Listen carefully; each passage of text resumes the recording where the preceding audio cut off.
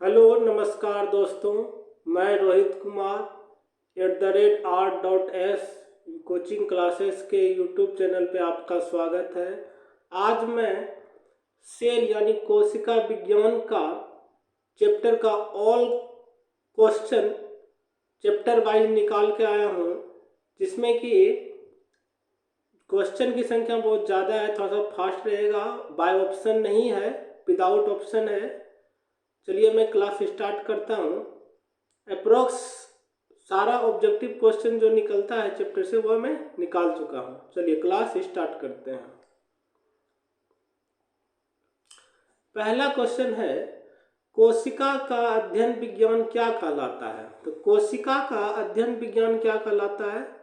तो कोशिका का अध्ययन विज्ञान क्या कहलाता है? कोशिका का अध्ययन विज्ञान एक मिनट, कोशिका का अध्ययन विज्ञान क्या कहलाता है?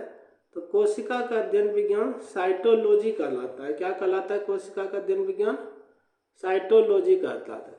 इसी तरह दूसरा क्वेश्चन है, साइटोलॉजी शब्द किसके द्वारा दिया गया था? साइटोलॉजी शब्द किसके द्वारा दिया गया था? तो हार्टविंग के द्वारा दिया गया था। तीसरा क्वेश्चन है, साइटोलॉजी के जनक कौन है? Robert Hooke. साइटोलॉजी के जनक कौन है? Robert Hooke. अगला क्वेश्चन है, आधुनिक कोशिका विज्ञान के जनक कौन है? तो स्वान है। चलिए नेक्स्ट क्वेश्चन है, कोशिका विज्ञान के भारतीय जनक कौन है? AK शर्मा। विज्ञान थोड़ा सा गलत लिखा है, इसको सही कर लेंगे। चलिए नेक्स्ट क्वेश्चन है, कोशिका की खोज का श्रेय किसने और कब दिया? कोशिका की खोज का श्रेय रॉबर्ट हुक ने दिया। और कब दिया है? तो 1665 ईस्वी में। चलिए आगे चलते हैं। इसका नोट में देखिए क्या लिखता है कोशिका विज्ञान में, वे सूक्ष्मदर्शी के नीचे जीवित चीजों का अध्ययन करने वाले पहले व्यक्ति थे और उन्होंने कॉर्क उत्तक के एक टुकड़े की सूक्ष्मदर्शी से जांच की और उसमें मधुमक्खी के छत्ते जैसी संरचना देखी। किसने देखी? कोशिकाओं में किसने देखी? रॉबर्ट हुक ने। फिर अगला क्वेश्चन है, ओक वृक्ष की छाल क्या कहलाता है? तो उस वृक्ष की छाल को मृत पौधे कहते हैं। क्या कहते हैं? मृत पौधे। चलिए नेक्स्ट क्वेश्चन की ओर चलते हैं। नेक्स्ट क्वेश्चन क्या है, सेल शब्द हुक की किताब किससे सेल परीक्षण शब्द हुक की किताब किसमें संक्षिप्त है? तो माइटोकॉन्ड्रिया में संक्षिप्त है। किसमें संक्षिप्त है? माइटोकॉन्ड्रिया में। चलिए नेक्स्ट क्वेश्चन क्या कहता है, एवी ल्यूवेनहॉक द्वारा की गई खोज किसके लिए? तो एवी ल्यूवेनहॉक द्वारा खोज की गई है जीवित कोशिका की, जीवाणु की, लाल रक्त कणिका की और प्रोटोजोआ और शुक्राणु कोशिका की। इस सब किससे खोज की गई है? एवी ल्यूवेनहॉक के द्वारा की गई है। एवी ल्यूवेनहॉक द्वारा लिखित पुस्तक कौन सी है? The secrets of nature. ये किसके द्वारा लिखा गया है? एवी ल्यूवेनहॉक के द्वारा। अगला क्वेश्चन है, कोशिकाओं को समूह उत्तक होता है। कोशिकाओं को समूह उत्तक होता है किसने और कब कहा है? ड्यूटोरोसेट ने कहा है 1824 ईस्वी में। कब कहा है? ड्यूटोरोसेट ने कहा है और कब कहा? 1824 ईस्वी में। अगला क्वेश्चन है, कोशिका सिद्धांत किसे और कब दिया गया? तो कोशिका सिद्धांत स्लाइडेन और स्वान ने दिया है और कब दिया है? 1839 से 1838 से 1839 ईस्वी में दिया है। चलिए आगे चलते हैं। आगे क्या क्वेश्चन है, फिर विषाणु से रिलेटेड क्वेश्चन है। पहला कहता है, विषाणु का शरीर एक कोशिकीय होता है। क्या विषाणु का शरीर क्या होता है? एक कोशिकीय होता है। विषाणु का शरीर कैसा होता है? एक कोशिकीय होता है। फिर अगला क्वेश्चन है विषाणु से रिलेटेड, विषाणु को सजीव तथा निर्जीव के मध्य की संयोजक कड़ी माना जाता है। फिर आगे कहता है, विषाणु पोषित कोशिकाओं में जाकर सजीवों की भांति व्यवहार करते हैं। तो कौन व्यवहार करते हैं? विषाणु करते हैं। आगे अगला क्वेश्चन क्या कहता है, विषाणु का बाहरी आवरण किसका बना होता है? कैप्सिड प्रोटीन से बना होता है विषाणु का बाहरी आवरण। फिर अगला क्वेश्चन है, 1855 में रुडोल्फ विर्चो उन्होंने एक कथन दिया, कौन चीज का कथन दिया है? ओम्सिस सेलुला ई सेलुला का कथन दिया था। चलिए आगे चलते हैं। आगे क्या क्वेश्चन है? आगे क्वेश्चन है, ओम्सिस पहले से मौजूद सेलुला कोशिका अर्थात कोई भी नई कोशिका का निर्माण पहले से मौजूद कोशिका से होता है। किसने कहा है? ओम्सिस ने। चलिए आगे क्वेश्चन क्या कहता है, संसार की सबसे छोटी कोशिका कौन सी है? संसार की सबसे छोटी कोशिका है जीवाणु कोशिका। फिर अगला क्वेश्चन है, संसार की सबसे बड़ी कोशिका क्या है? शुतुरमुर्ग के अंडे की कोशिका है। फिर आगे क्वेश्चन क्या है, और शुतुरमुर्ग के अंडे की कोशिका, और इसका आकार कितना होता है? 130 मीटर से 170 मीटर के बीच। फिर अगला क्वेश्चन है, मानव शरीर की सबसे बड़ी कोशिका क्या है? मानव शरीर की सबसे बड़ी कोशिका है मादा अंडाणु। फिर अगला क्वेश्चन है, मानव शरीर की सबसे छोटी कोशिका क्या है? मानव शरीर की सबसे छोटी कोशिका है नर अंडाणु। फिर अगला क्वेश्चन है, सबसे लंबी कोशिका क्या है? सबसे लंबी कोशिका है तंत्रिका कोशिका। फिर कहता है, एकल कोशिका किसको कहते हैं? अमीबा और पैरामीशियम में क्या होता है? एकल कोशिका पाई जाती है। फिर बहु कोशिका किस में पाई जाती है? पादप में पाया जाता है, शैवाल में पाया जाता है, जंतु में पाया जाता है और मानव में पाया जाता है। इसमें बहु कोशिका पाया जाता है। चलिए आगे चलते हैं। आगे क्या कहता है, कोशिका भित्ति का निर्माण किससे होता है? तो कोशिका भित्ति का निर्माण पेप्टोग्लाइकोन से, एमिनो अम्ल से तथा म्यूरेटिक अम्ल से होता है। कोशिका भित्ति का निर्माण किससे होता है? 3 चीज से मिलकर होता है। फिर आगे क्वेश्चन है, जीवाणु कोशिका के पास कितने अतिरिक्त डीएनए होता है और उसका नाम क्या है? तो एक अतिरिक्त डीएनए होता है और उसका नाम क्या है? प्लाज्मिड है। क्या है? प्लाज्मिड है। फिर आगे क्वेश्चन है, कोशिका को आकार प्रदान करती है। तो कोशिका को आकार कौन प्रदान करती है? कोशिका भित्ति प्रदान करती है। फिर आगे क्वेश्चन है, कोशिका की खोज किसने की है? कोशिका की खोज रॉबर्ट हुक ने की है। फिर अगला क्वेश्चन है, किसमें कोशिका भित्ति नहीं पाई जाती? थोड़ा सा इसमें मिस्टेक है, किसमें कोशिका भित्ति नहीं पाई जाती है? तो जंतु कोशिकाओं में कोशिका भित्ति नहीं पाई जाती है। फिर अगला क्वेश्चन है, प्लाज्मा झिल्ली क्या है?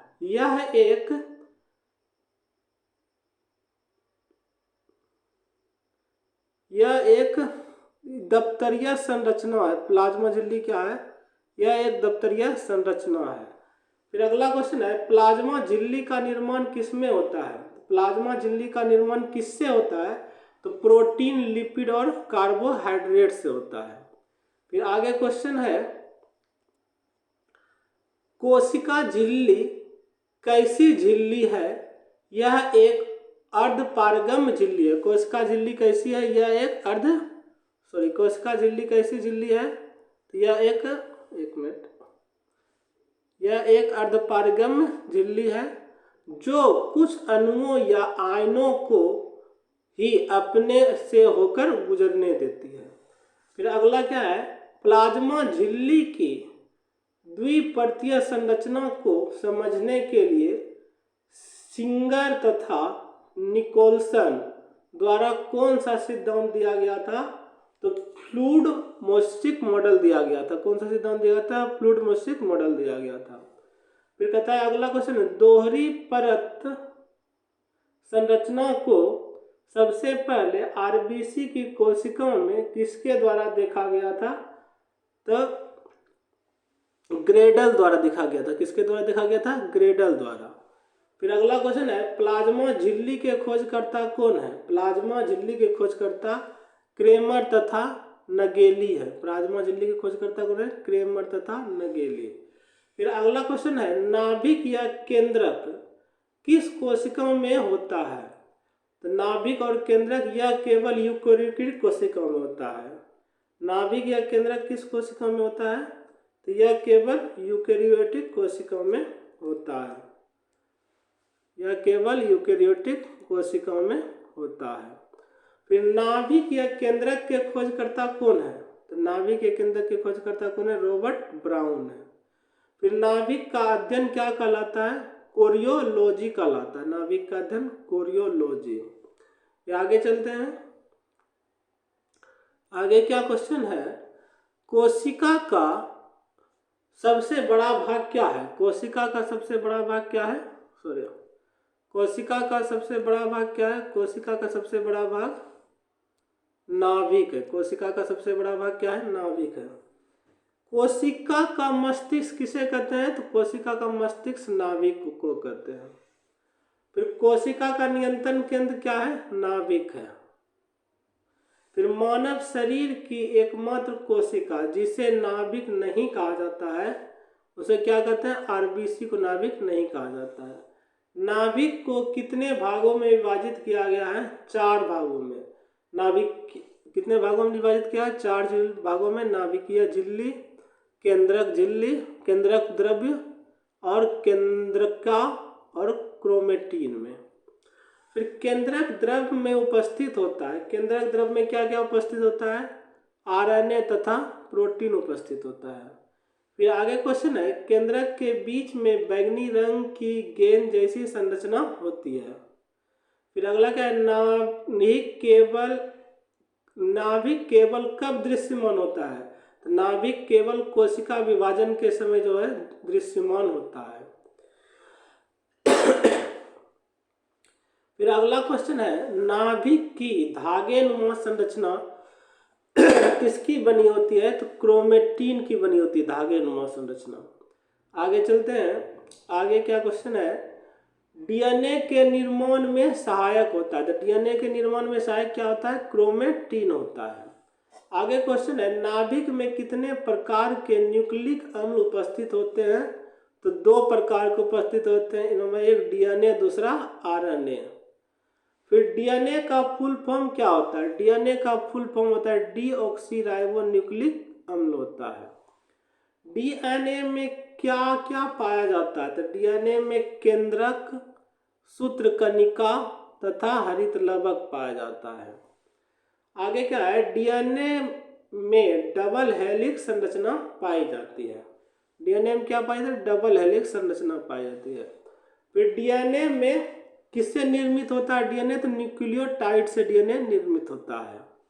फिर कहता है आरएनए का फुल फॉर्म क्या होता है? आरएनए का फुल फॉर्म राइबोन्यूक्लिक अम्ल होता है। आरएनए में कैसी कुंडली संरचना होती है? तो एकल कुंडलित संरचना होती है। आगे चलते हैं। फिर आगे क्वेश्चन क्या कहता है?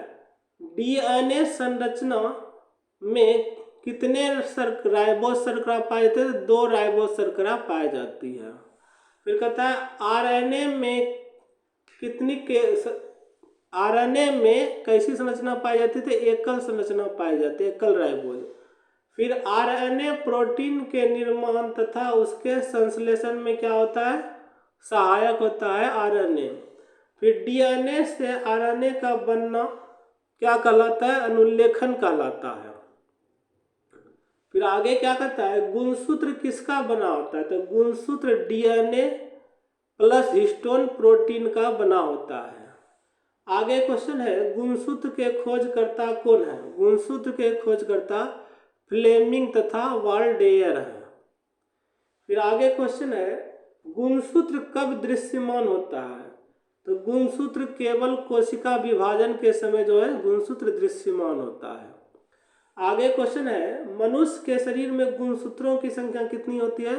तो मनुष्य के शरीर में गुणसूत्रों की संख्या 23 जोड़ी होती है। आगे क्वेश्चन है मटर के दाने में गुणसूत्रों की संख्या कितनी होती है? 7 जोड़ी मटर के दानों में होती है।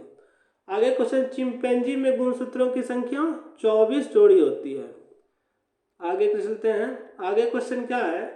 गुणसूत्रों के ऊपर बिंदु जैसी संरचना पाई जाती है जिसे क्या कहते हैं? जिसे जीन कहते हैं। क्या कहते हैं, जिसे जीन कहते हैं।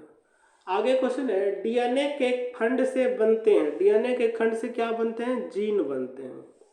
आगे क्वेश्चन है, अनुवांशिकी के पिता कौन है, अनुवांशिकी के पिता ग्रेगर जॉन मेंडल है। आगे क्वेश्चन है, अनुवांशिकी की सबसे छोटी इकाई क्या है, अनुवांशिकी की सबसे छोटी इकाई जीन है। आगे क्वेश्चन है, जीन के खोजकर्ता कौन है, जॉनसन है। फिर क्वेश्चन आगे है, अनुवांशिक लक्षणों को स्थानांतरित करता है, तो कौन स्थानांतरित करता है, तो जीन करता है। आगे क्वेश्चन है, जीन के कार्य क्या है, तो जीन का कार्य क्या है, लंबाई में वृद्धि करता है, आंख का रंग में वृद्धि, बालों में बाल का विकास तथा त्वचा का रंग में, ये सब क्या है, जीन सहायता करता है। एक जीन बराबर क्या होता है, एक अनुवांशिक लक्षण होता है।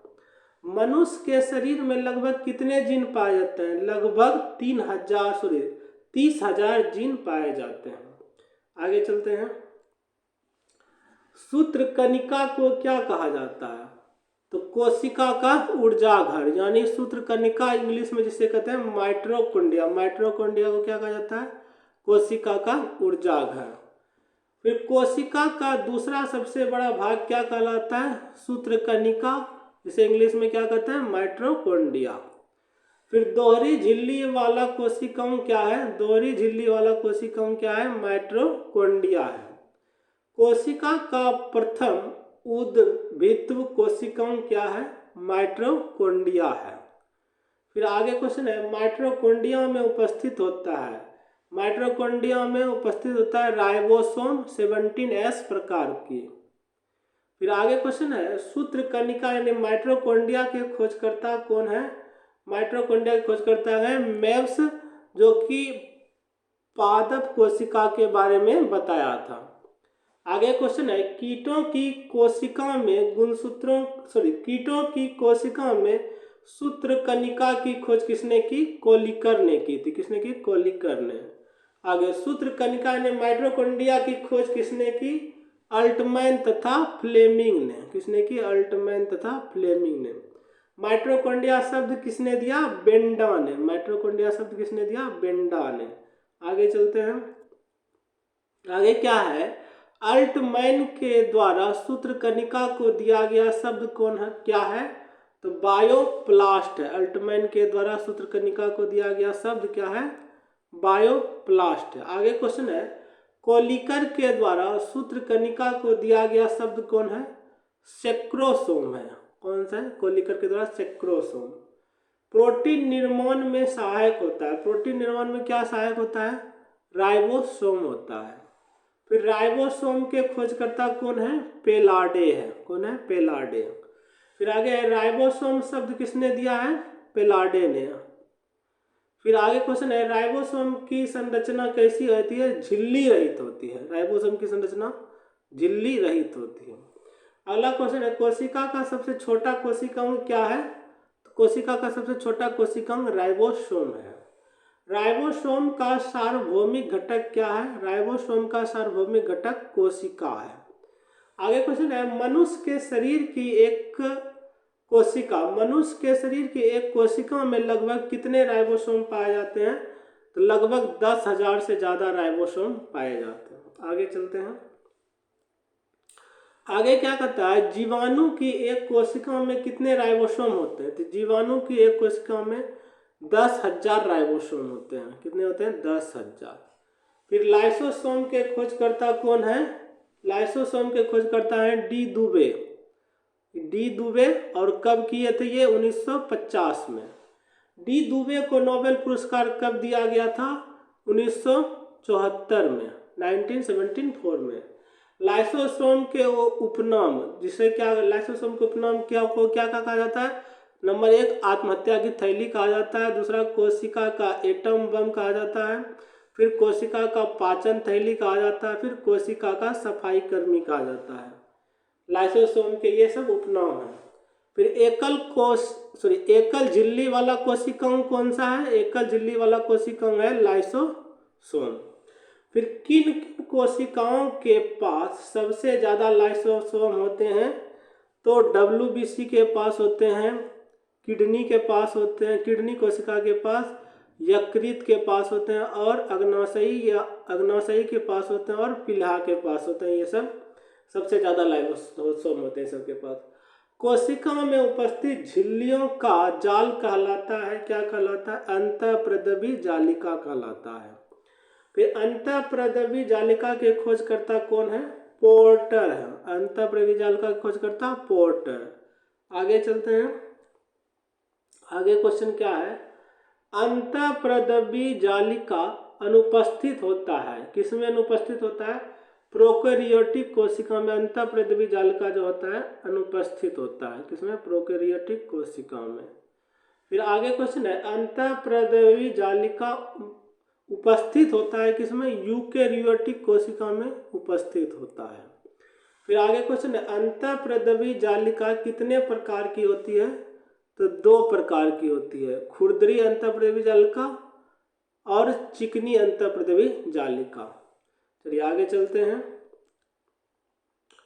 शेष इस क्वेश्चन आगे क्वेश्चन खत्म हो गया है। इस चैप्टर में आपका कुछ पार्ट शेष बचा है जो कि नेक्स्ट वीडियो में बताएंगे। आपका सूक्ष्म कायें बचा है, रसधानी बचा है, गाल्जी काय बचा है, लवक बचा है और कोशिका विभाजन बचा है, माइटोसिस के चरण बचा है। इतना ये टॉपिक को हम नेक्स्ट वीडियो में लाएंगे। आपका कोशिका विज्ञान कंप्लीटली खत्म हो गया है एक तरह से। चलिए, वीडियो अच्छा लगा तो लाइक कीजिएगा, धन्यवाद, शेयर कीजिएगा।